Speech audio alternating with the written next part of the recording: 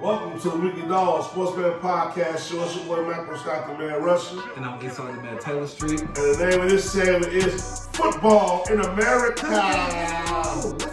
I'm living in America. And we messing up the song, of course. Man. How you feel, Joe? Football America, man, Joe. Hey, Bears, they took an L. I don't want to get to Bears talk right away. We gonna say, but they finally did take an L, Joe. I don't like that, man. Yeah, that's cool, man. We'll get to that soon. Scalable hurt. Just in general, man. Yeah, man, the football in America, they let the Chiefs are back, man. That's one thing we do know. Chiefs is back. That the Chiefs are back and the Eagles are back. Eagles ain't never really win well. They ain't never win well, but don't say it now. People start to shut their mouth a little bit. You know what I'm saying? Like, okay, look like Thriller Manila Part 3. Yeah, they offense still. The other thing I said about the Eagles, like they winning games, but they not that same team they was last year. You can tell that they ain't got the same offensive coordinator. Defense, they may be a little wounded, but I don't know. Did the Bears just get one of the guys that played for the Eagles with the championship? Yeah, I believe we got somebody. The Eagles defense, the Eagles defense ain't been looking like that, it's not looking like it was looking, but they still got championship DNA and that Super Bowl DNA in them. You know what I'm saying? So for me, even though they're not looking good, everybody got their best shot.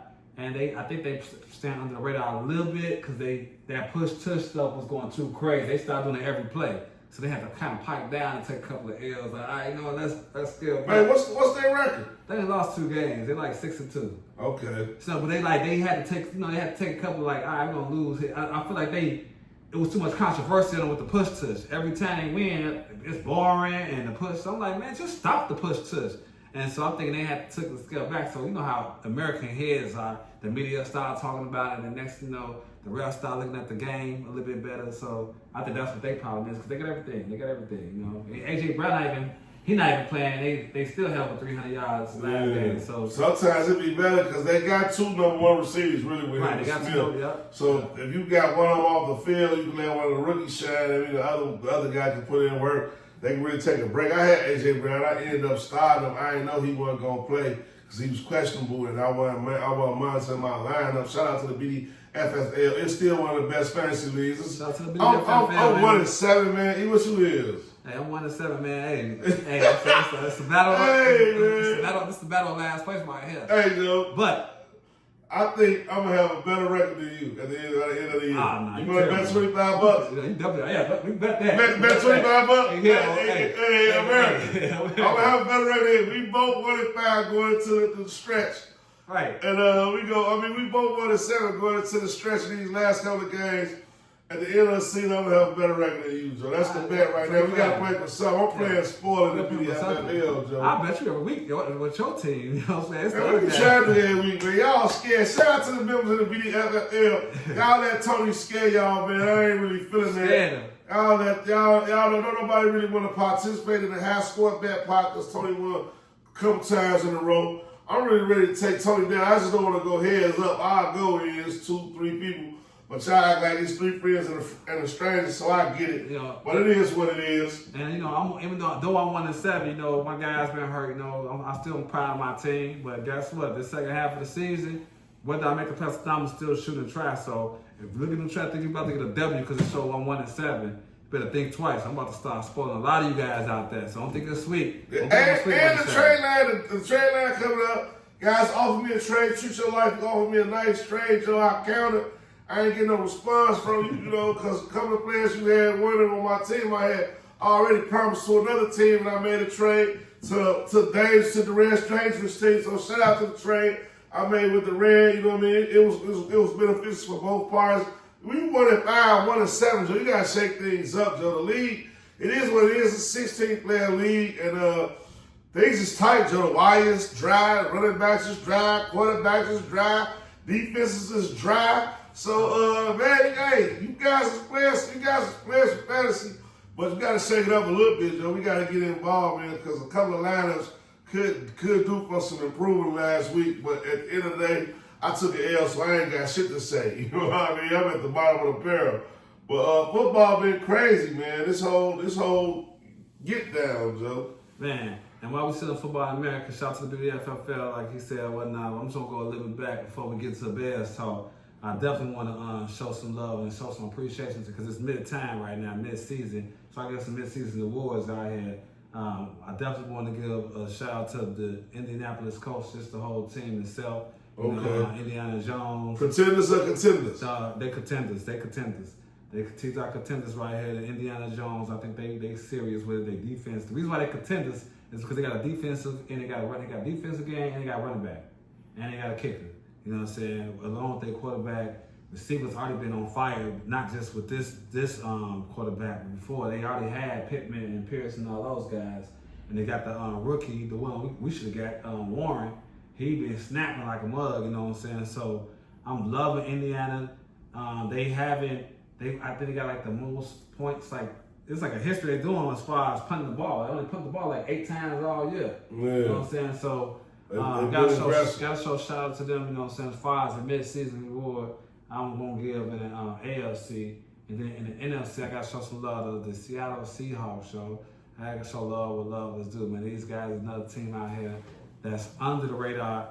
You know, they got the Rams in their division, they got the 49ers in the division, but I'm just happy. I love a good story. I love the way Sam Darnold, they kicked him out of there like he was nothing after he got went 14-2 in Minnesota last year, but they wanted to trade him for McCarthy. And so I gotta shout out to them, that guy right there, you know, just like going to Seattle and making a team. You know, their whole team is Raw Jackson and Bing Smith, you know, leading the league in receiving yards. They got a great running game, you know, and Walker the third. And so that's another sleeper team that I feel like going to be a voice to be reckoned with. Those are my mid-season awards as far as my 2 teams this year. I got you. AFC, NFC. Yes, sir. You got 2 solid teams. I love it, man. But let's get to this Bears, Joe. The Bears. Well, I have a toast for that. I ain't drinking McCaskey, Joe. That defense let me down, man. We made some improvements. And really, that offense let me down, too. This is more of a shot for the L. That was ugly, bro. So, just to set y'all up for the action, man. The Bears go to Baltimore. We play Baltimore. We was prepared for Lamar Jackson. We ended up with Huntley. So, Baltimore pulled the bait and switch on us. And that kind of jagged me too in one of my other fantasy leagues because I started Lamar Jackson hoping that he was going to play. I was under the impression that he was going to play on Sunday, and he ended up not playing. But the Bears wasn't prepared either way, bro. Like, what do you think the Bears went wrong in that game? Before I tell you what they went wrong in, I would like to hear your opinions on the Bears, the whole game. What did they go wrong? Mainly because the game started out great. I feel like, it started out decent, but the biggest thing I would think now is I'm sick of Ben Johnson like returning the ball at the beginning of the game. Like that forced change. That started with the defense first. Instead of like we getting the ball first and trying to drive it down the if we think we're gonna score a touchdown, we only get 3 every time, and then if we make a mistake in the first half, the other opposition get the ball back second half. And so I feel like how the game was flowing when we kicked those first 2 field goals at the beginning of the game, because the defense was doing real good at that time. My momentum was right, but you got to score at least 1 touchdown. You got to make it 10-0 versus 6-0. And then they came back that third sequence and they scored a touchdown, made it 7-6. And so for me, that was the biggest turning point, is that we didn't take advantage of the beginning of the game where we was 3 and out and they was putting the ball. And we should have put our neck on the step right, get in there. But I think we let off thinking that it was Huntley. And from there, the offense, because our first 15 plays is kind of like that's what you already know. We looked great on the first 15 plays, we just couldn't get in the end zone. After that, we kept pre-penalties, pre-snapping and all that type of stuff. After the 15 plays over, we get major penalties. And so that was my biggest thing. I just feel like to make the biggest adjustment I would love for him to make, because I feel the game was okay. Even though we lost by 10, it didn't seem like we was in the game. It was 16-13 in the fourth quarter. We had a chance to either tie the game up or go up, but they punted the ball with the 2-yard line. Keller Williams threw an interception. Yeah, that was tough. Yeah, that was definitely a turning point. So it was a lot. But I said the biggest thing is that, again, let's start off with defense first, and that way we can flip it up versus trying to put too much pressure on the offense on a young quarterback. Okay. Bears, man, it was a great game. The game plan was great. But I feel like, just like we got to give a total team a win when the team, them last couple of wins was like total team wins, I think it was a total team loss. The moment kind of got too big for Ben Johnson down the stretch, to me. Like, yeah, it hurt us. We drove down the field. We couldn't score those. Not one touchdown out of 2 times, with 2 field goals. And then they drove down there one time. They finally got in there, and then they had the lead. Like, we was kicking their ass, and they just would go down there and score a touchdown, and they got the lead. That kind of hurt us at the end of the day. Our defense was playing pretty decent. We answered the bell. We answered the call when it came to Derrick Henry, but we didn't have no answer for that outside motherfucker, that fast-ass motherfucker they had who kept bouncing that motherfucker outside.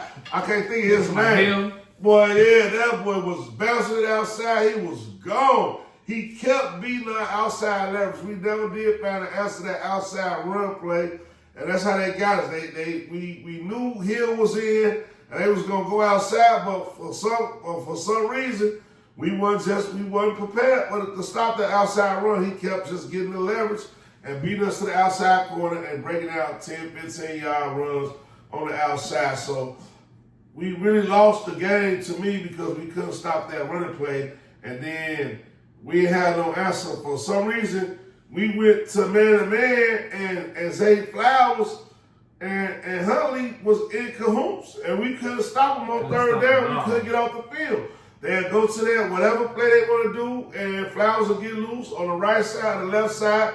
We couldn't stop them on third down. They had a nice chemistry going. We couldn't stop it. We had been playing a nice cover 2 defense, cover 2 prevent defense them last couple of games, getting turnovers, being patient.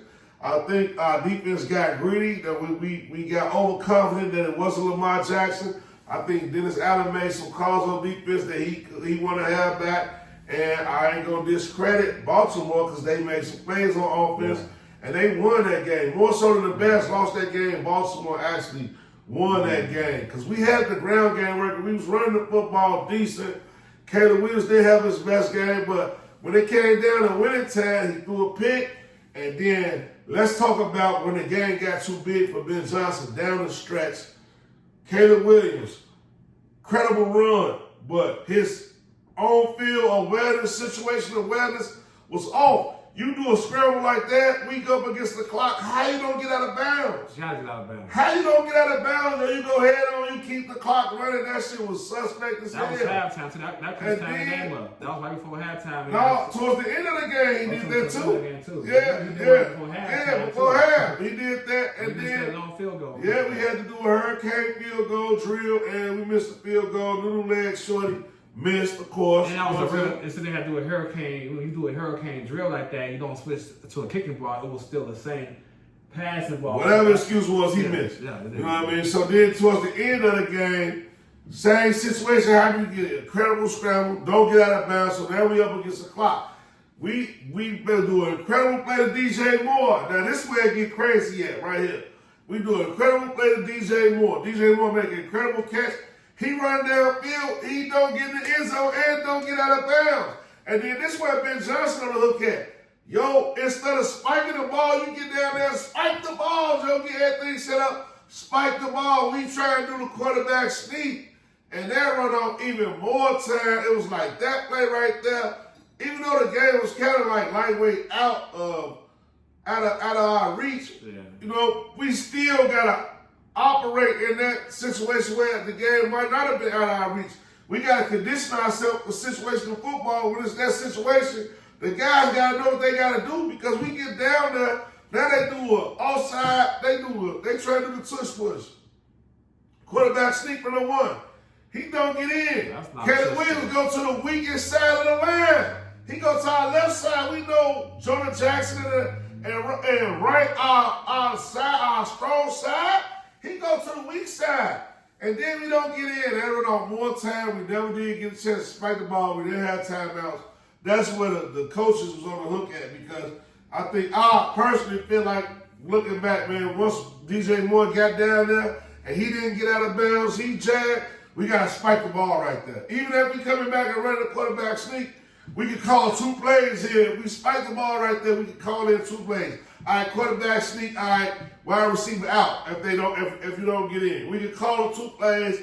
The game got away from Ben Johnson right there. He wasn't able to call those 2 plays. He called the 1 play, then he called the other play, and it just took up too much time. We ended up not even getting in the end zone at all, and that sums up the whole week, Joe. Like, it was just so it was set up for 5 games in a row.